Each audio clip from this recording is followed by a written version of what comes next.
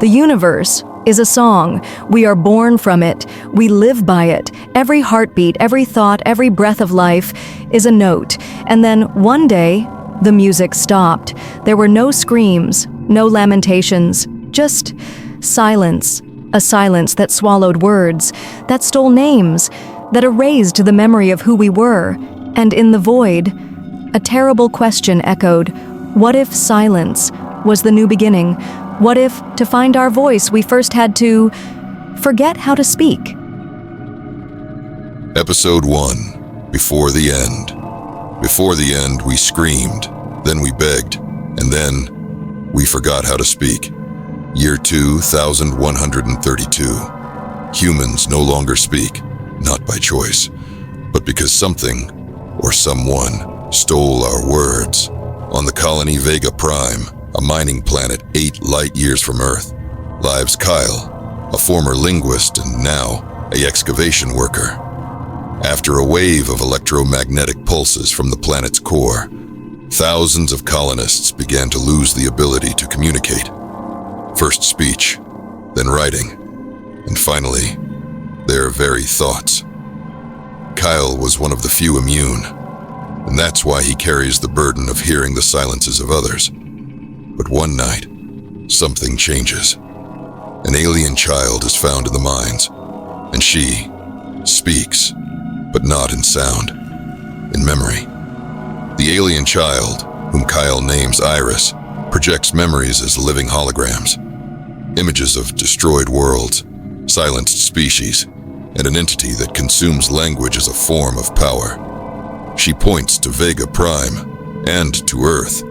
The entity is feeding on human voices and will use the planet as its final conduit. Meanwhile, the colony leaders want to turn the child over to the interplanetary consulates, a cold alliance that values miners more than lives. Kael has a choice: hand over Iris, or flee with her to the Forbidden Gorge, where an ancient scientific station might hold the answers. During their escape, Kael begins to experience memory lapses, as if his mind is being edited. He realizes that the closer he gets to the truth, the less he can remember who he is. Iris reveals that her species were the guardians of language in the cosmos. They protected the fundamental codes of communication between races, galaxies, consciousnesses. But the entity, known only as Vox Null, is an intelligence that emerged from the universe's own noise, a glitch, a living void. The scientific station, abandoned 30 years ago, contains a fragment of the zero word, the first word of the universe, the only one capable of stopping Vox Null. But to activate it, Kael needs to remember what everyone has forgotten.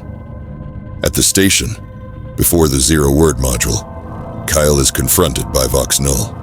It takes the form of his lost wife, whom he can barely remember. Vox offers a pact: let language die. In return, you will live without pain, without weight, without fear. Humanity would be free, in silence. But Iris holds his hand and projects into him the sound of the first word his mother taught him. And in that instant, Kael remembers. He remembers his childhood, the stories, the songs, the forgotten names. And with a raw scream of pain and love, he speaks the zero word. The explosion of sound echoes across Vega Prime, breaking the entity's dominion. Language returns, people begin to speak, to cry, to remember. But Kael disappears. Iris, now older, wears a necklace with the last word he uttered: hope. On Earth, signals begin to be picked up again. Signals in new languages. And a final message appears on the station's satellite. The voice reborn. The end. For now. Episode 2. The Void's Answer. They gave us back our voice, but they forgot to ask, what would we do with it? Since the fall of Vox Null, language has returned to the universe. Children began to sing again, elders to tell stories. But in the vacuum between the stars, something was listening, and now it answered. Lian Yor, 33, was a signal historian. A specialist in dead languages, he studied the echoes of the ancient civilization of the Erishtar, beings who, according to records, spoke with the stars and were then silenced forever. After Kael's sacrifice and the awakening of language, unknown signals began to leak from Vega Prime's core. Signals that didn't come from a transmitter, but from a body buried for over 20,000 years in a forgotten tomb deep within the planet. A body that still whispered.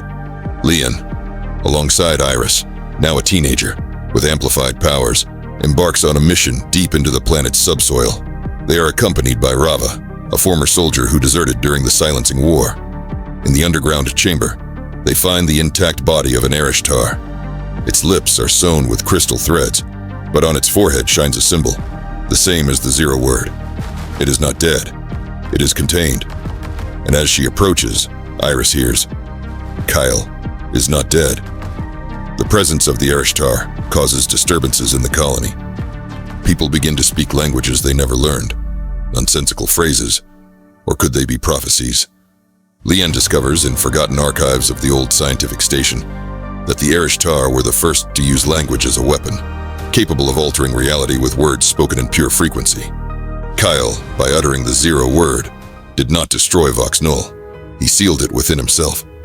And now, his consciousness wanders between dimensions, trapped between the physical and linguistic worlds. The only way to bring him back is to open the Erishtar's tomb and speak the second original word. But there is a risk. If spoken incorrectly, it can erase entire realities. Leon and Iris decide to risk it.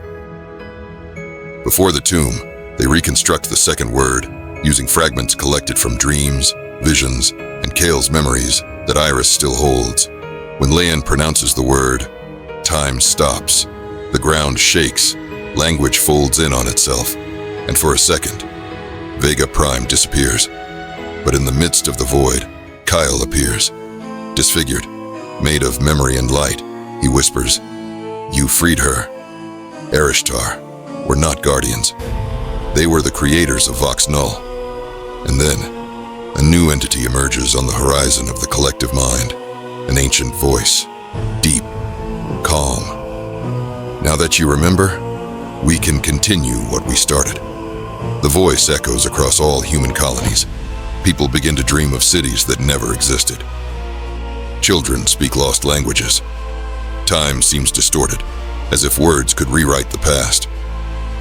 Kael vanishes, but first, he leaves a warning for Leon. You are now the bearer of the third word. Protect it. For whoever controls it will not only write history, but can restart the entire universe. Final cut to Earth. The moon now displays inscriptions that glow at night. Inscriptions no one wrote. Inscriptions that are responding to our thoughts. Episode 3, the final lexeme. The word was spoken, but the universe does not forget. It listens, and now it responds. After Kael's liberation and the awakening of the ancestral voice, Vega Prime is collapsing. Red skies, burning satellites, dreams turning into matter. Leon Yor feels the presence of the third word like a living fever in his chest. He doesn't know what it is, but he knows what it does. Everything it names comes into existence. Humanity now holds a weapon with the power to create or erase entire realities. But they are not the only ones who know this. A new alien race emerges from the edges of known space. The Xenalar, beings who inhabit dead planets and navigate between black holes. They don't speak, they intone, they bring a warning. The third word is not a gift, it is a universal death sentence. According to them, the word was used before and destroyed 13 living constellations. Now, the echo of that sound has returned, and they were sent to silence it, whatever the cost. Iris discovers there's one last key, hidden on a planet buried in time. Kalar 9, where the Erishtar supposedly hid what they called the final lexeme, the code that unlocks or seals any language in the cosmos. Leon, Iris, and Rava depart in a relic ship that responds only to the vibration of true voices. During the journey, they face mental surges caused by proximity to the lexeme, false memories, alternate realities, extreme moral dilemmas. Upon arriving at Kael 9, they discover that the planet is a living tomb. Thoughts themselves create beings, cities, monsters. Lian almost dies when he thinks of his lost father and sees him emerge, trying to kill him. At the center of Kael 9, they find a pulsating monolith. Lian touches the monolith and sees the future. If he pronounces the third word, he can create a new universe, without pain, without war, without silence. But in doing so, everything that currently exists will cease to exist. Iris, Rava, Earth, Vega Prime would be erased. The Xynalar surround the planet. They issue an ultimatum. Either you seal the word, or you will die with it. Kael, in the form of pure consciousness, appears to Lian one last time. Language is not about control. It's about connection. Choose to remember, not to replace. Lian decides not to pronounce the word, but he does not seal it. He divides it into billions of fragments, scattered across all consciousnesses in the universe. Every being, living or not, now carries a piece of the third word. There is no longer a single power. Now, everyone has a voice. The Xynalar department not as enemies, but as redeemed brethren. Iris watches the skies and says, "Now, we are not just listeners, we are authors." And so, the universe's song was reborn. Not as before, but with new notes, new melodies. For language is not just a sound, it is a bridge, a connection. And the story of humanity, once written only with what we could see, will now be forged with what we can feel and name. Hey everyone, what did you think of this journey through silence and the rebirth of voice? Silence on Vega Prime was a story that made us think about the power of words, memory, and connection. If you were moved, if your mind traveled to the stars, along with Kael, Iris, and Lian, give us a like down below. It really helps us continue creating amazing content like this. And of course, don't forget to subscribe to the channel so you don't miss future releases, behind-the-scenes content, and maybe, who knows, a fourth episode. Hit that bell icon to be the first to know when we have news. If you have any theories about the third word, the future of language, or what your favorite part of this saga was, leave a comment. We'd love to hear. We want to extend a heartfelt thank you to each and every one of you who joined us on this journey. Your passion and support are the fuel that brings these stories to life. What you think? Thank you so much for watching, and see you on the next adventure. The Voice Reborn, and our story continues.